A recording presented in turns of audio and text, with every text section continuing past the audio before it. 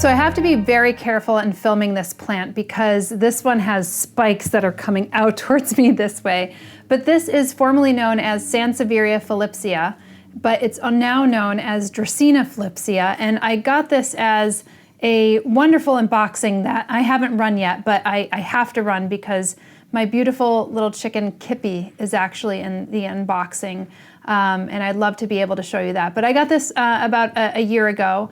And this one had just bloomed, and you could see that it has some seeds on it, which is really cool because typically I wouldn't have this kind of blooming indoors. So it was blooming when I got it. This one's an interesting one. I don't know if I can pull it a little bit closer, but it had the stem here. It's kind of like running horizontal, and the root was growing down. So that's part of the reason why it's like coming off in this kind of staggering dagger kind of look.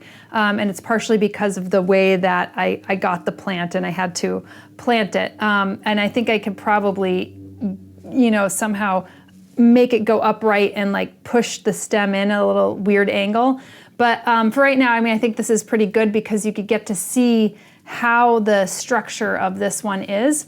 Now this one's native to, I believe, Ethiopia and Somalia, and because of the cylindrical nature of these leaves, I'm imagining this is in a little bit more of a higher wind area because I could see the wind kind of coming off of the edges and maybe it just blowing off so that the plant doesn't break. And it is definitely very succulent. So this is a plant that is very good in benign neglect.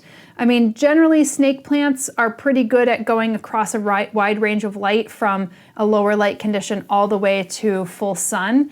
I am growing this about 1.5 feet away from my southwest facing window, just a little bit higher from my southwest facing window. So occasionally, depending on the angle of the sun, it will get some intense light, though not as intense if I'm growing it directly within my windowsill. And then also part of the day it's growing in, I would say, more moderate light condition because it's just a little bit raised and elevated from my window space. But this plant, you could probably get away with fertilizing it on an annual basis. Even giving it a little bit more micronutrients, as with a lot of other plants, on an annual basis is going to be great. Otherwise, you could stick with a standard well-balanced fertilizer like a 10-10-10, or you could even try a little bit more of a succulent fertilizer for these guys, like a 2-4-7 or a 3-4-7. You should be pretty good there. Now, I haven't had any pest pressures on this particular species of snake plant. I keep on wanting to say Sansevieria, I'm so sorry. on this snake plant. However, I have had scale on a couple of my other ones. So I do think that it could be prone to that. Luckily, I'm keeping this away from those guys.